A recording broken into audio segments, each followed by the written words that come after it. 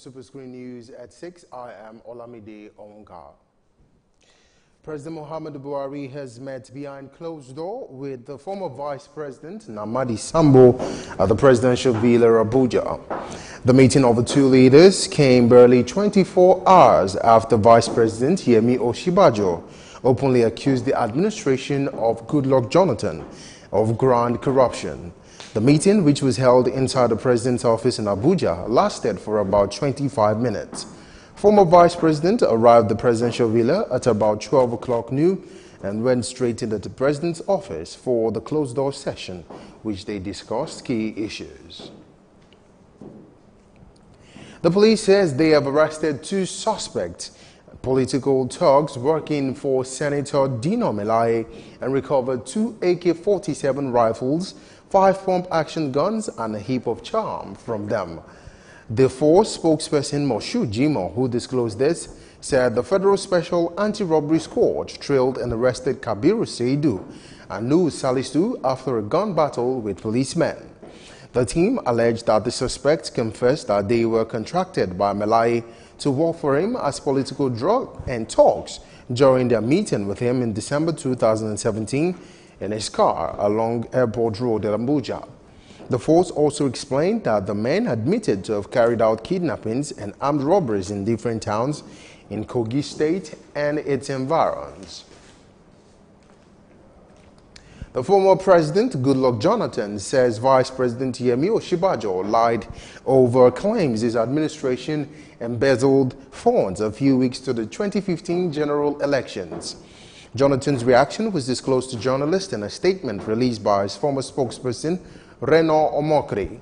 Osinbajo had on Monday, while speaking at the 7th Quarterly Business Forum, said 100 billion naira and a separate $289 million were embezzled by officials of the Goodluck Jonathan administration a few weeks to the 2015 elections.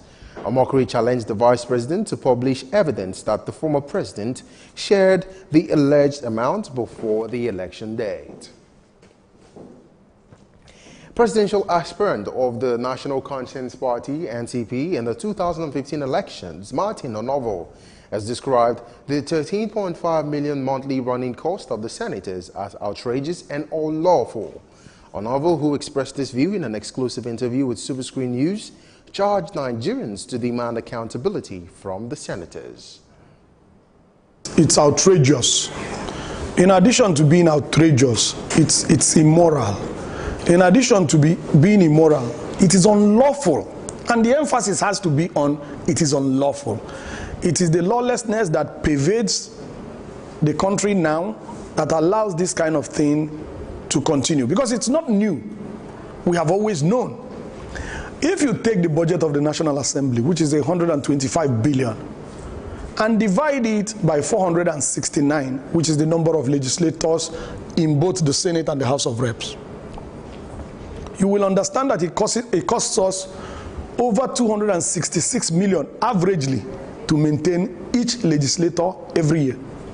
Now, if you compare that with the police budget, it costs us only 830,000 to maintain an average policeman a year.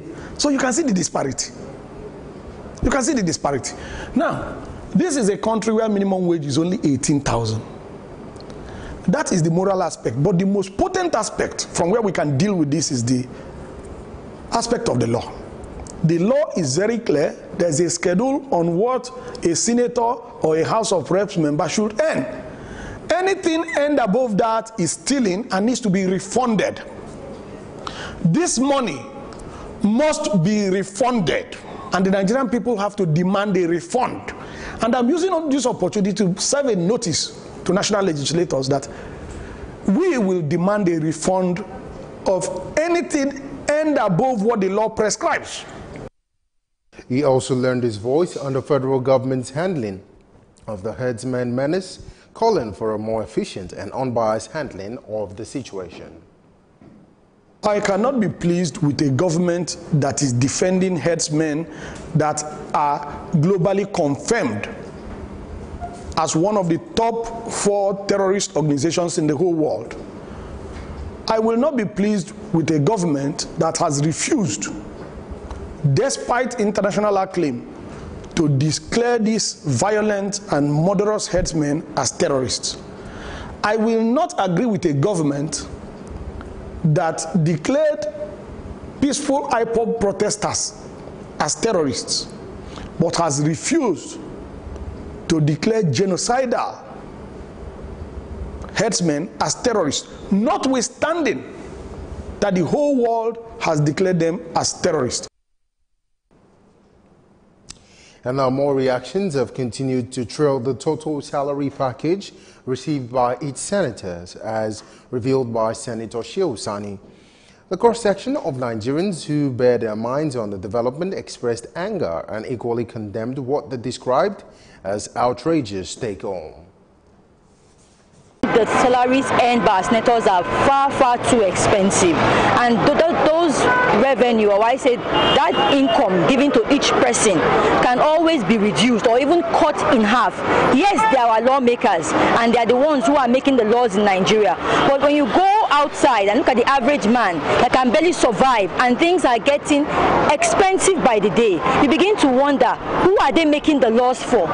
So for me, I think if they can be able to use the money given to them to put structures on ground to be able to help the common man.